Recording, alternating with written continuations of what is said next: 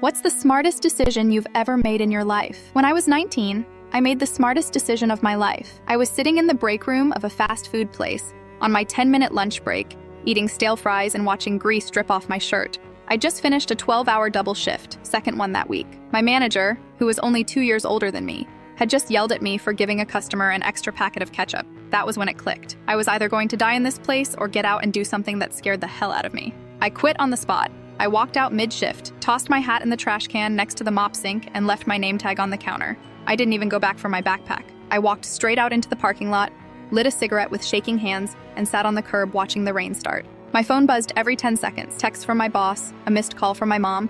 I ignored all of it. I went home, logged into my ancient laptop, and filled out an application for the local community college. I had no plan beyond that. I didn't even know what I wanted to study.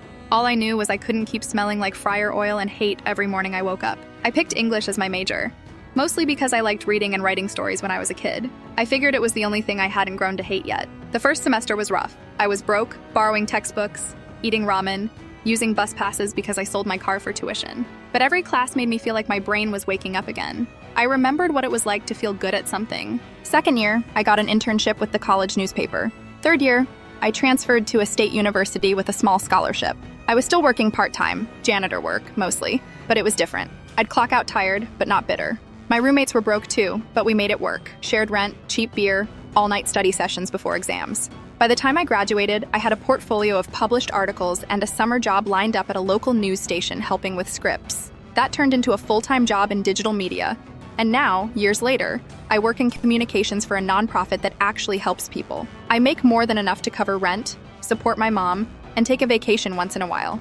I haven't touched a deep fryer in a decade. Sometimes I think about that day at the fast food place, about how it would have been easier to stay, how I almost convinced myself I should be grateful just to have a paycheck. But something in me knew better, knew I'd rot if I didn't move. Smartest decision I ever made wasn't quitting that job or applying for school. It was choosing to believe I could be more than what I'd settled for. Everything after that, every class, every bus ride, every late night with sore feet, was just the follow-through. Still have the name tag, though. Found it years later in a drawer at my mom's place. I keep it in my desk now, next to my degree, a reminder of where I started,